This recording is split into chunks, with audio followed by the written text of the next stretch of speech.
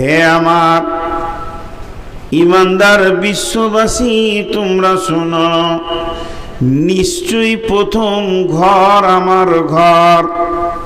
ইন্না আউয়ালা বাইতিন, নিশ্চয়ই প্রথম ঘর আমার ঘর। বিবাক্কাতাম মুবারাকা, সেটা আমি বানিয়েছি কোথা? মক্কা, পবিত্র মুবারাক, পবিত্র মক্কা ভূমিতে। উজিয়ালিন নাসে, ওই ঘরটা আমি বানিয়েছি মানুষের জন্য। ওয়াহুদাল লিল আলামিন, এবং সারা পৃথিবীর হেদায়েতের কেন্দ্রবিন্দু করেছি।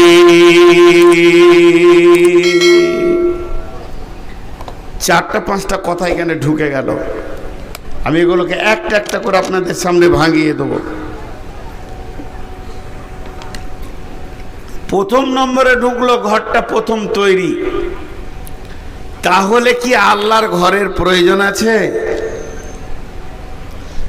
আপনার আমার যেমন বাড়ি ঘরের প্রয়োজন, ঝড় বৃষ্টি রোদ থেকে বাঁচতে গেলে, তাহলে আমার আল্লাহর কি ঘরের প্রয়োজন আছে?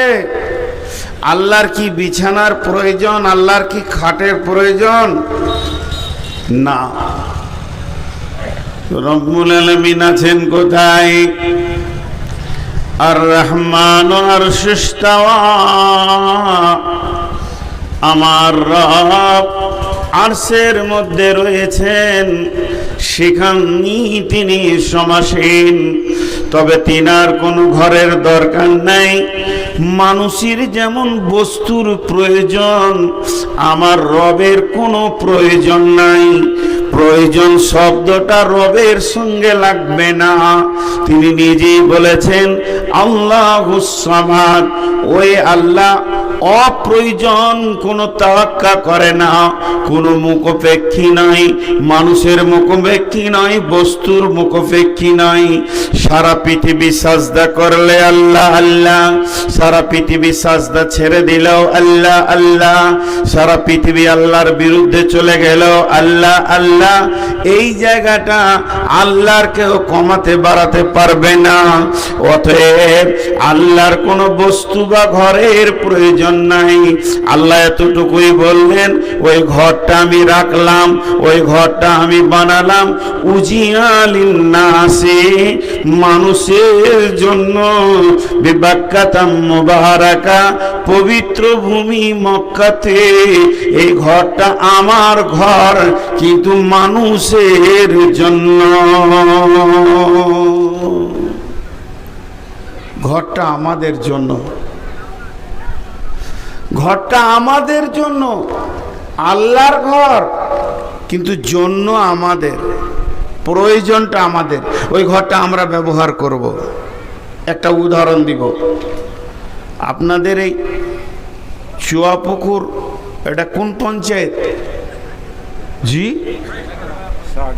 আচ্ছা, আপনাদের তো লালগোলা থানা না? লালগোলা থানা।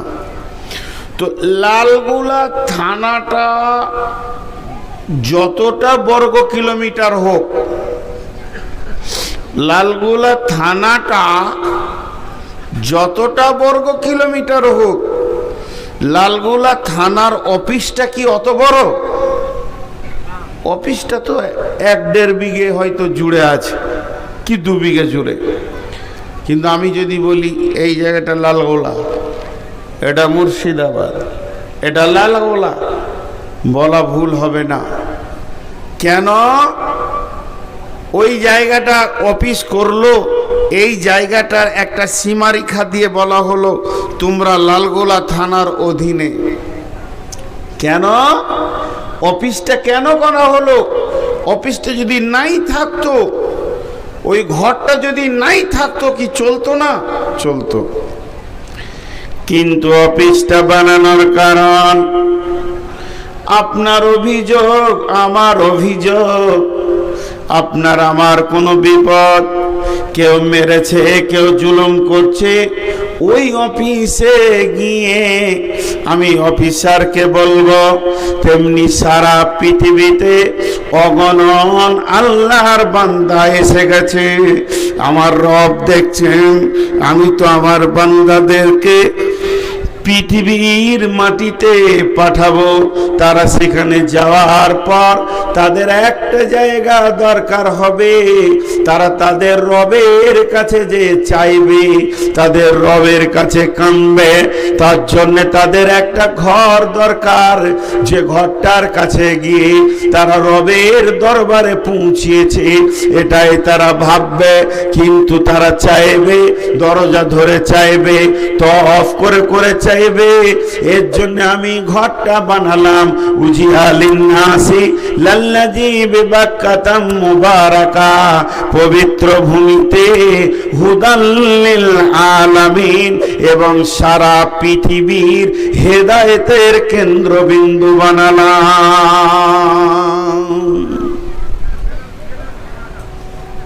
ছোট্ট একটা কথা বলে রাখছি, আমি জীবনে ফতোয়া দিই না, কিন্তু আমার এই ব্যক্তিগত ব্রেন থেকে একটা কথা বলে রাখছি।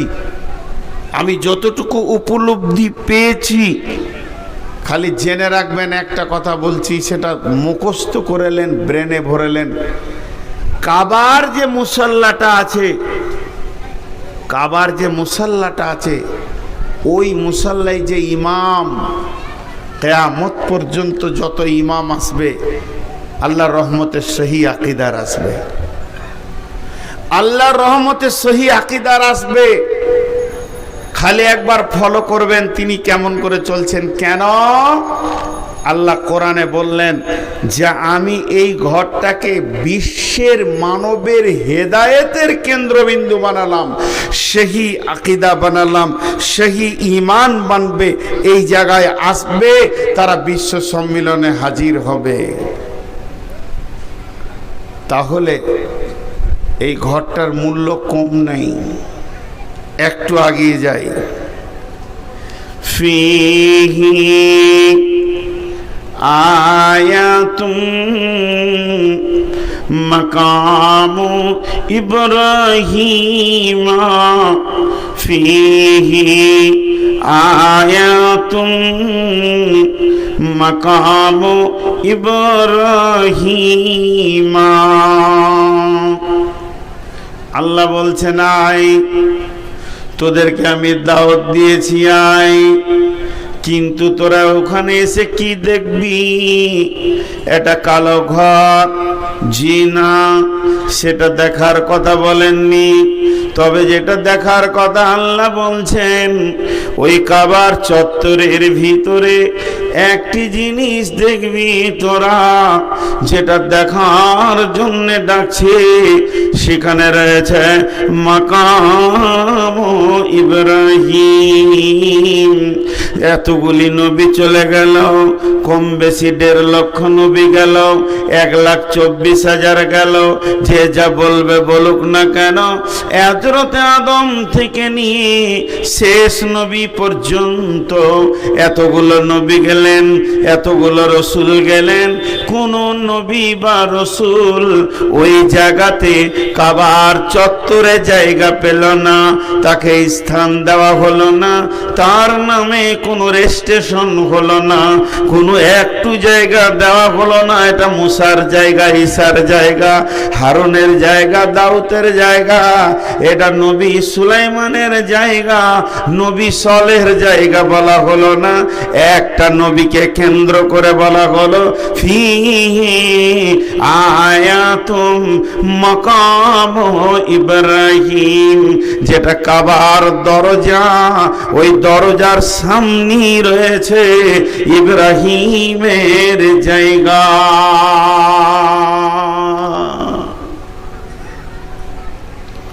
সেই দরজার সামনে রয়েছে ইব্রাহিমের জায়গা।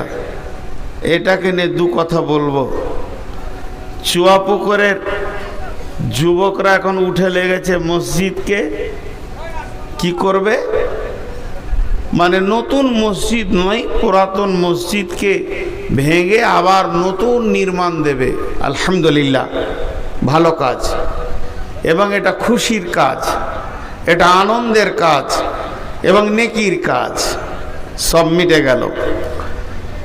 কিন্তু আমি যদি বলি চুয়াপুকুরের যুবকদেরকে জালসা বন্ধ করে দাও, টাকা লাগবে না, মসজিদটা আমি একা বানাবো, 2.5 কোটি টাকা দিয়ে 3খানা মসজিদ বানালাম, এটাও আমি বানিয়ে দিব, জায়গাটা মেপে দাও, আপনাদের মন মতো মসজিদ হবে, 2 তলা 3 তলা, যেমন যেমন চাইবেন হবে।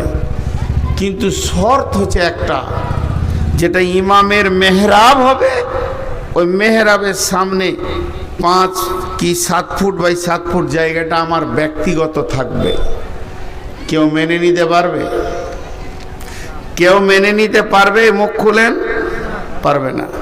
মসজিদের ভিতরে আপনার ব্যক্তিগত জায়গা কেন হবে? কাবা শরীফের মসজিদ যেটা হারাম, মসজিদে হারাম যাকে বলা হয়, এখানে আবার অন্য কথা বেরিয়ে চলে আসবে হারাম কেন বলা হচ্ছে। ওখানে অনেক কিছু আছে, বিষয় আছে, সেটা আজকে আমার বিষয় নয়, সময় থাকলে বলবো। তো কাবা শরীফের ওখানে গোল করে নামাজ হয়, তো বোঝানোর জন্য বলছি, টেবিলটা যদি কাবা শরীফ হয় তো গোল করে রাউন্ড দিয়ে শুরু হয়ে গেল কাতার।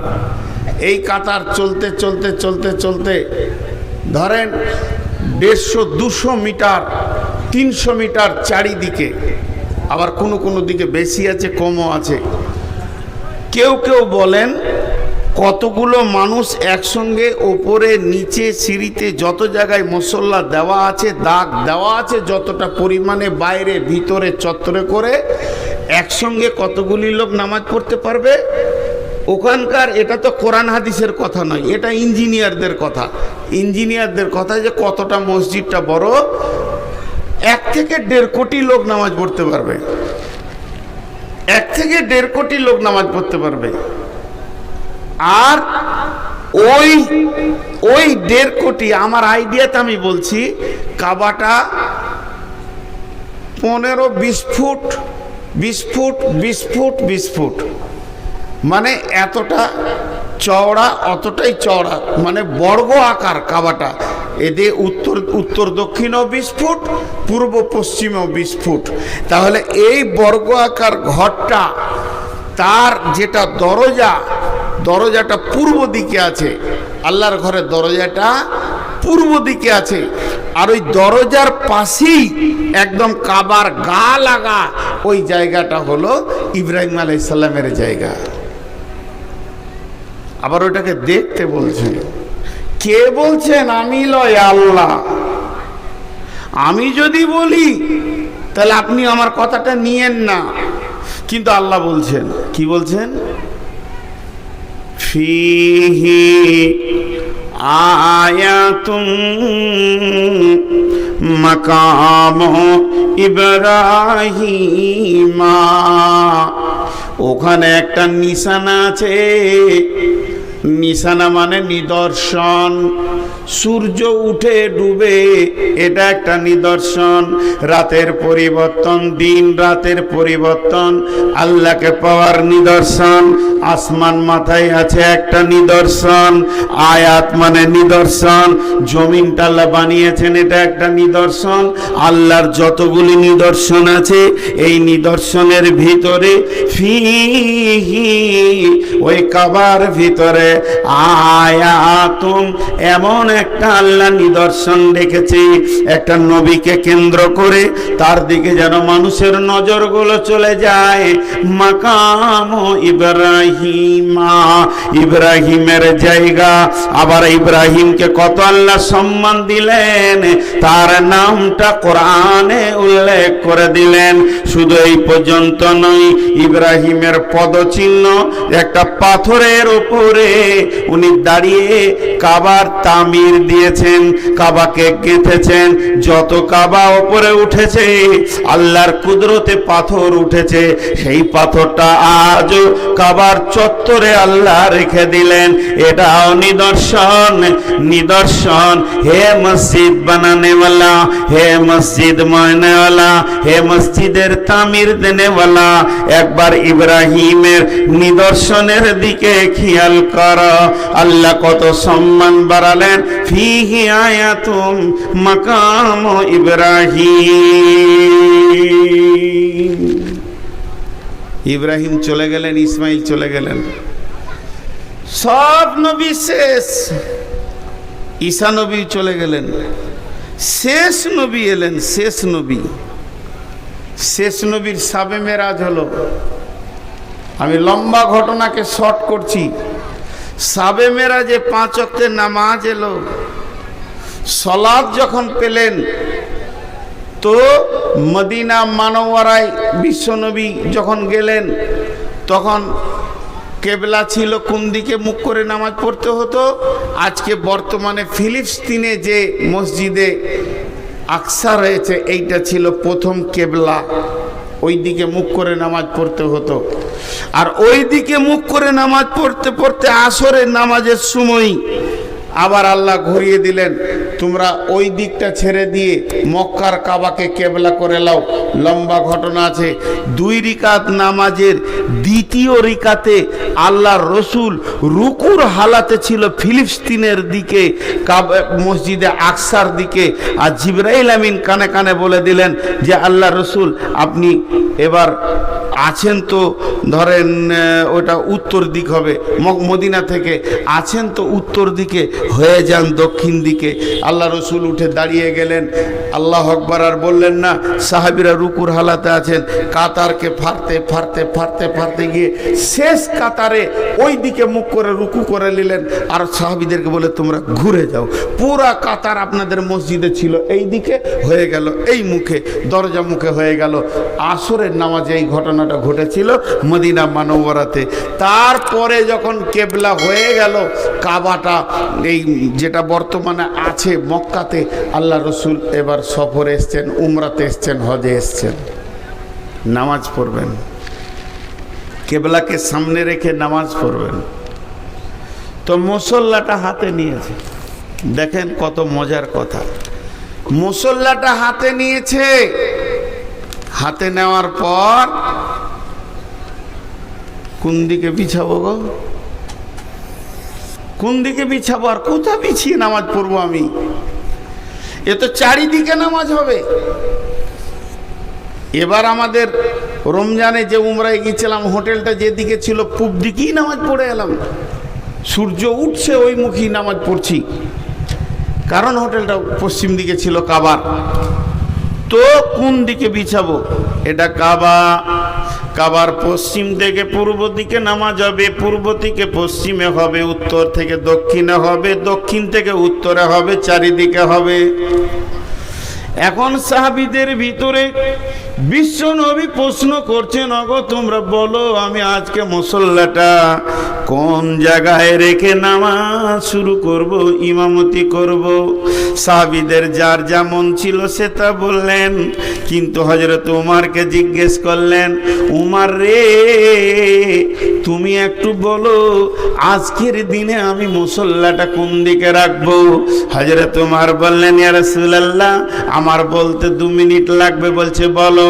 বলি ইয়া রাসূলুল্লাহ এটা কাবার পশ্চিম দিক, এটা কাবার পূর্ব দিক, এটা কাবার উত্তর দিক, এটা কাবার দক্ষিণ দিক। কিন্তু একটা জিনিস খেয়াল করেন, আমার আল্লাহ কাবার পূর্ব দিকটা কত ভালোবেসেছেন। কাবার পূর্ব দিকে রয়েছে হাজরে আসওয়াদ, কাবার পূর্ব দিকে রয়েছে জমজমের কূপ, কাবার পূর্ব দিকে রয়েছে সাফা মারওয়া, কাবার পূর্ব দিকে রয়েছে আল্লাহর ঘরের দরজা। আবার কাবার পূর্ব দিকেই রয়েছে আপনার দাদার বংশের পদচিহ্ন ইব্রাহিমের। আবার কাবার পূর্ব দিকেই রয়েছে জায়গাটা ইব্রাহিমের। আল্লাহ তাকে কত ভালোবাসে, এত বড় পরিধি মসজিদের ভিতরে সামান্য জায়গা ইব্রাহিমকে তুলে দিয়েছে। আর আপনি ওই বংশের সন্তান, আপনি সেই বংশের গৌরব, আপনি সেই বংশের সুসন্তান, আপনি সেই বংশের আখিরি নবী। আর হযরত ইব্রাহিম চোখের পানিতে কাবার তামির দিতে গিয়ে কেঁদে বলেছিলেন, সূরা বাকারায় আছে আয়াত, মুখস্থ নাই ভাই। সূরা বাকারায় আল্লাহ বলেছেন হযরত ইব্রাহিম 3খানা দোয়া করেছিলেন, তার মধ্যে একটা দোয়া ছিল, আমার ইসমাইলের বংশধরের প্রতীক চিহ্ন যেন পৃথিবী থেকে নিশ্চিহ্ন না হয়ে যায়, ইসমাইলকে যেন আল্লাহ কায়েম রাখো, আমার ইসমাইলের নাম যেন কিয়ামত পর্যন্ত থাকে। তাহলে না আল্লাহ তাবারক ওয়া তাআলা সেই ইসমাইলের বংশের নিসাল থেকে আখেরি নবীকে নিলেন। হযরত উমর বলছেন, ইয়া রাসূলুল্লাহ, আপনি আপনার বংশের পরিচয়কে রাখার জন্য আপনার দাদার জায়গাতে মুসল্লাটা রেখে নামাজ শুরু করে দেন। হযরত উমরের কথাটা যেই বলা শেষ হলো, জিবরাইল আমিন এসে বিশ্ব নবীকে বলে দিলেন, ওয়াত্তাখাযু মিন মাকামি ইব্রাহিম মুসাল্লা। হযরত উমর যেটা বলেছেন আমার আল্লাহকে ওটাই ভালো লেগে গেছে। ও নবী মুহাম্মদ, তুমি মুসল্লাটা ওই জায়গায় রেখে নামাজ শুরু করে দাও যেখানে ইব্রাহিমের জায়গা। আজও কাবার ইমাম দাঁড়ায় কোথায়? মাকামে ইব্রাহিমে দাঁড়ায়। আজও ইমাম সেখানে নামাজ পড়ায়। রেজিস্ট্রেশন হয়ে গেছে কোরআনে। এটা লালগোলার রেজিস্ট্রি অফিসের রেজিস্ট্রি নয়, এটা আমার বর্ধমানের রেজিস্ট্রি অফিসের রেজিস্ট্রি নয়, এটা স্বয়ং আল্লাহ রেজিস্ট্রি করেছেন। দুইটি জিনিসকে কোরআনে পৃথিবীর কোনো বাদশা কেটে দিতে পারবে না, পৃথিবীর কোনো নবী কেটে দিতে পারবে না। একটা হলো, এটা হলো মাকাম ইব্রাহিম, এটা ইব্রাহিমের জায়গা, ওটা পৃথিবীর কেউ অন্য নামে করে দিতে পারবে না, স্বয়ং আল্লাহ দিয়েছেন ওটা। আর দ্বিতীয় হলো তুমি মুসল্লা রাখো এখানে, এটা আমার রব বলে দিয়েছেন। আজও মুসল্লা সেখানেই রাখা হয়।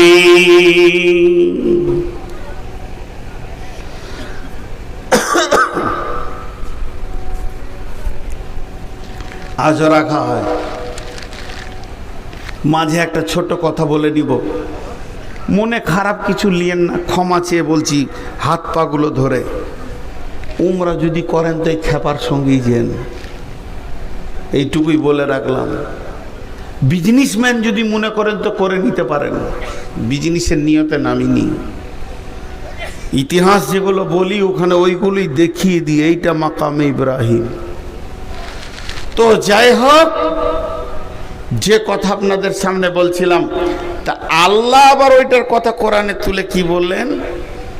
ওয়ালিল্লাহি আলান নাসি হিজ্জুল বাইতি মান ইসতাতা ইলাইহি সাবিলা।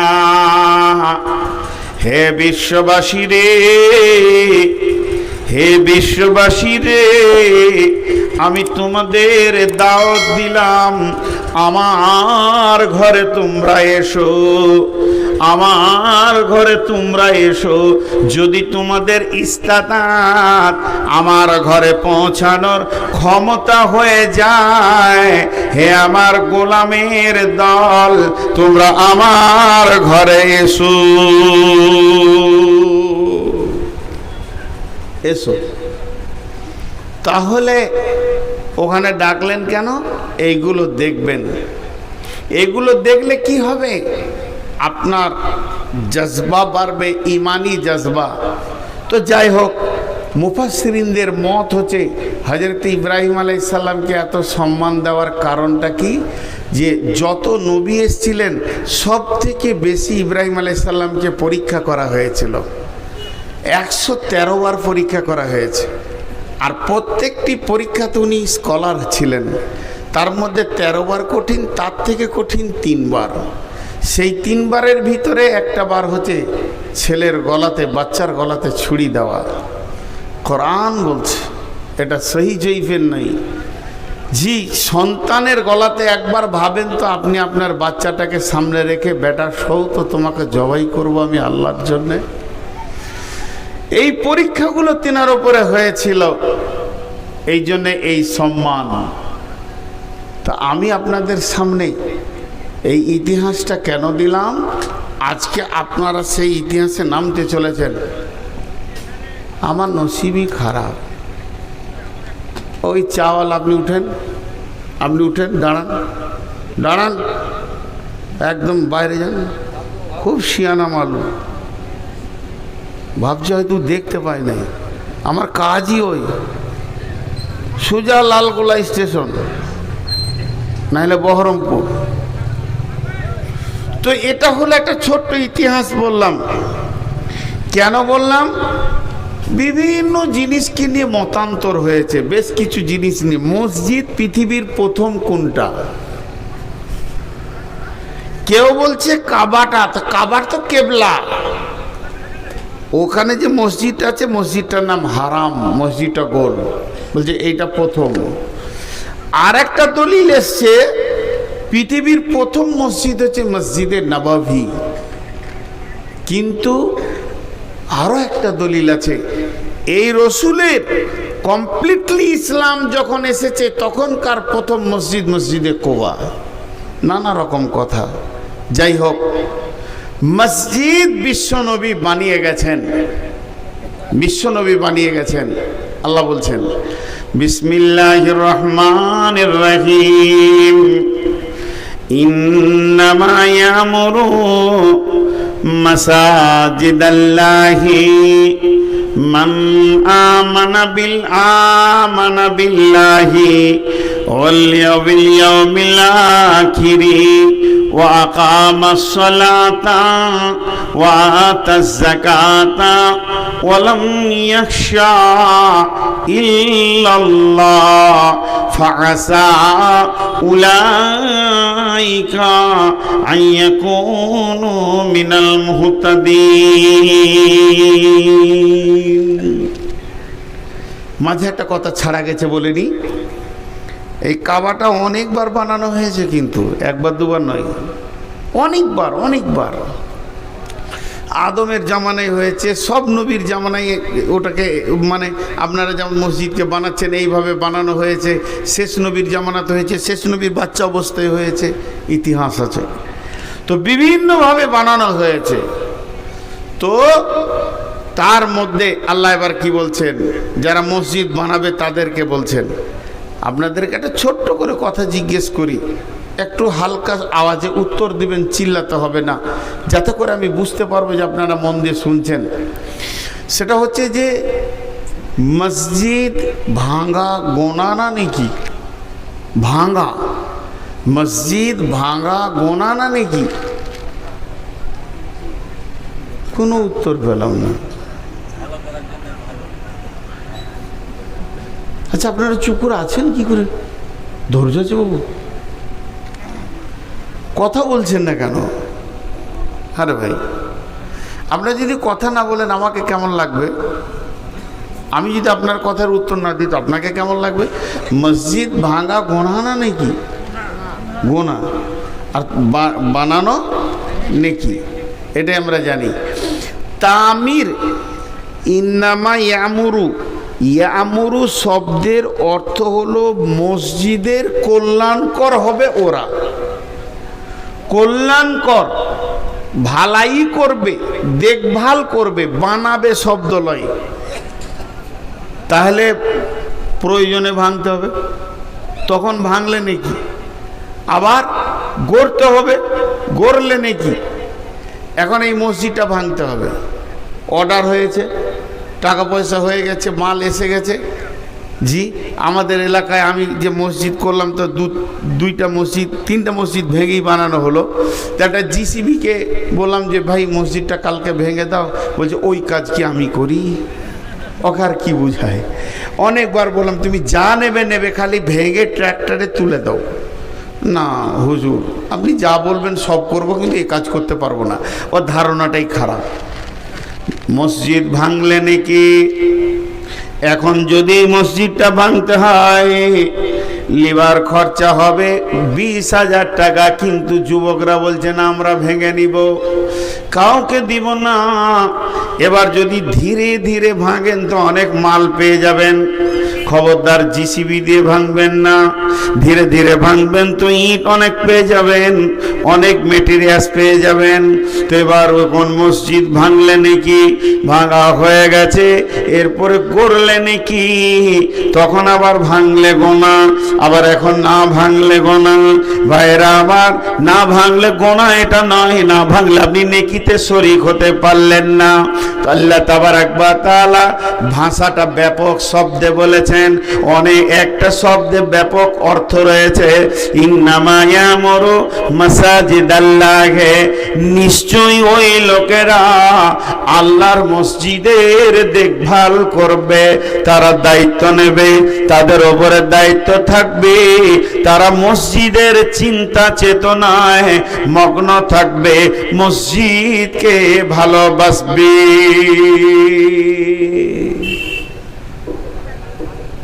আমি কাউকে টার্গেট করে বলছি না, বক্তব্যের বিষয় তাই বলছি। আপনাদের এলাকায় বেনামাজি মসজিদ কমিটি আছে? এত চুপ কেন এরা? ওটা তো দ্বিতীয়বার জিজ্ঞেস করলাম, প্রথমবার জিজ্ঞেস করলাম তখন চুপ কেন? বেনামাজি মসজিদ কমিটি আছে? এরা ভয়ে ভয়ে বলছে আছে আছে আছে, মানে ওরা এইখানেই আছে, মারবে আর কি। হ্যাঁ, বেনামাজি, চোর, মাতাল, আর বলবো না, নোংরা নোংরা চরিত্রের লোক মসজিদ কমিটি আছে। সুদারু, সুদের বিজনেস দাপিয়ে চালাচ্ছে, আবার মসজিদের মতোয়াল্লি হয়ে বসে আছে। আছে না নাই? জোরে বলেন। এত ভয়। তো এরা মসজিদকে নিয়ে দায়িত্ব নিয়েছে। এটা আল্লাহ রসুল বলেছেন যেটা কিয়ামতের আলামত, কিয়ামতের আলামত। মসজিদ, মসজিদ মানে সাজদা করার জায়গা। আল্লাহ তাবারাক ওয়া তাআলা বলছেন মসজিদ বানাবে ওরা, মসজিদের দায়িত্ব নেবে ওরা, মসজিদে দান করবে ওরা, যাদের ভিতরে 5টা গুণ আছে। মান আমানা বিল্লাহি ওয়া বিল ইয়াউমিল আখিরি ওয়া আকামাস সালাতা ওয়া আতাজ যাকাতা ওয়া লাম ইয়াখশা ইল্লাল্লাহ ফাআসা উলাইকা আইয়াকুনু মিনাল মুহতাদিন। একবার সূরা আল ইমরানটা খুলে দেখবেন, যদি এগুলো মেনে না নিয়ে জবরদস্তি মুখের জোরে, চোপার জোরে, থুতির জোরে, আর কিলের জোরে, লাঠির জোরে যদি মসজিদের দায়িত্ব তুমি নিয়ে থাকো, তবে শুনে নাও কিয়ামতের রয় জাহান্নামের ভিতরে উল্টো করে খাসির মতো টেঙে দিয়ে চচ্চর চচ্চর করে তোমার চামড়াকে খালানো হবে, এবং তার ব্যাপারে কতটা লাগবে না লাগবে তুমি নিজেই বুঝে নাও। অতএব শুনে নাও, আমার রব বলছেন মসজিদের দায়িত্ব থাকবে 5টা গুণ যার আছে। 1 নম্বরে যার আল্লাহর উপরে ঈমান আছে, 2 নম্বরে যে আখিরাতের উপরে বিশ্বাস রাখে, 3 নম্বরে যে নামাজ পড়ে, 4 নম্বরে যে যাকাত দেয়, 5 নম্বরে এক আল্লাহ ছাড়া পৃথিবীর কাউকে ভয় করে না। এই 5টা গুণ যার ভিতরে আছে, আল্লাহ বলছেন ওই বান্দা আমার মসজিদের দায়িত্ব নেবে।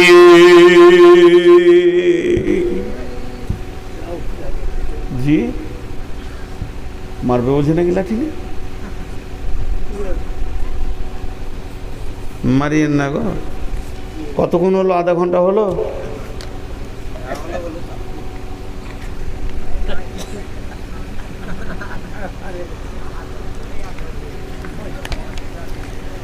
আগামী বছরে জালসার ডেট নিব, তার আসবো না। ডেট নিয়ে দেখবো, যারা 8টার মধ্যে দেবে, 2-3টে ডেট, এক ডেটই নিয়ে নেব, যে যারা তাড়াতাড়ি দিবে ওইটাতে চলে যাব। সবাইকে ফাঁকি মারবো। মানে সমাজ আমাকে যা ধোঁকা দিয়েছে, এবার এদেরকে যদি আমি আর 20 বছর দিই তো গুনাহ হবে না, পূরণ হবে না আর কি। এতগুলো ধোঁকা খেয়ে আছে। আপনাদেরই এলাকায় আমি এসে বলছি ভাই ক্লান্ত আছি, শোয়ার জায়গা দেন। বলছি শুলে হবে, প্রধান বক্তা বসে থাকতে হবে, লোক দেখবে তবেই তো বুঝবে যে এসেছে। শুতেও দেয়নি আপনার এলাকায়।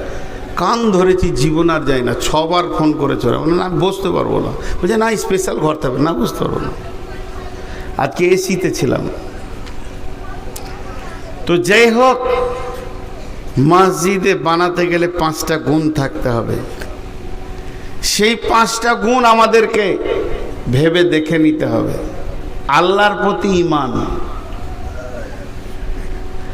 আল্লাহর প্রতি ঈমান থাকতে হবে। সবারই তো ঈমান আছে আল্লাহর উপর। টাকাগুলো গুটিয়ে ভরে নিয়েছেন নাকি এখানে টেবিলে?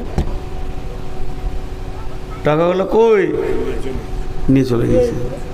আল্লাহ, তাহলে কি করে কি বলবো? দেন 100-200 টাকা কেউ দান করবেন তো করেন, চট করে দেন। 500, 500, 1000। দেখেন এই টাকাটার দিকে এবার তাকান। এরা কিন্তু টাকাটা আমাকে দেয়নি, এটা দিয়েছে কাকে? আল্লাহকে। কাকে দিয়েছে?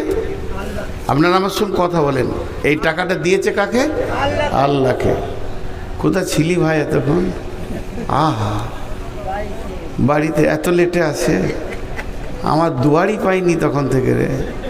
আহা, যা আবার মিষ্টি খেয়ে। তো এই টাকাটা, হ্যাঁ হ্যাঁ, আমার পরে তোর বায়ান হবে। যা এখন কালেকশন করবো না, যাবে কালেকশন যা হবার হয়ে গেছে, আর কালেকশন করবো না। এই টাকাটা দিয়েছে আল্লাহকে। এবার এই টাকাটা আমি হাত দিতে যাচ্ছি। আমি মসজিদ কমিটি সেক্রেটারি, এই পর্যন্ত এসেছে। উদাহরণটা দিচ্ছি এবং আয়াতের সঙ্গে মিলাচ্ছি। টাকাটা আমি নিব, নিয়ে আমার কাছে রাখবো বা আমানত রাখবো, কাজে লাগাবো, মসজিদের কাজ করব। যখন এই টাকাটা হাত দিতে গেছি, মনে করেন বলছি, আবার মনে করেন বলছি, মানে একটু মনে মনে ধরতে হবে। আল্লাহ বলছে এই দাঁড়া, এই টাকাটা কার? টাকার মালিক হলো আল্লাহ।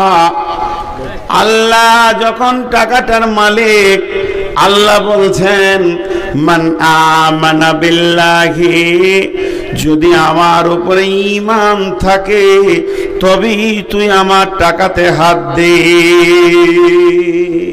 আমি নূর মোহাম্মদকে বলছি আর কি। আমি এই মসজিদের সেক্রেটারি, এই মসজিদের কমিটি, মতোয়াল্লি, যেই হোক, ক্যাশিয়ার, আমার ওপরে ঈমান আছে? আমি বলছি হ্যাঁ আছে। আল্লাহর উপরে যতটা বিশ্বাস রাখা দরকার অতটাই বিশ্বাস আছে।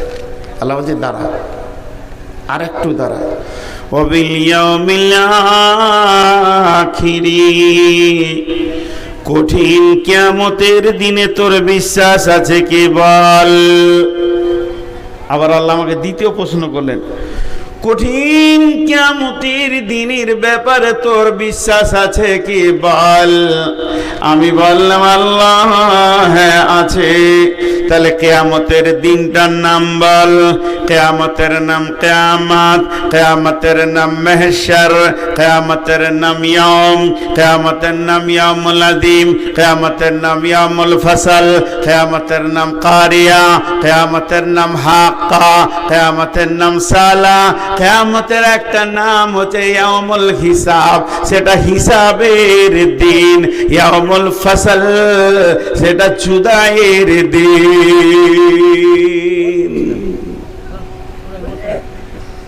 সেটা কিসের দিন বললাম?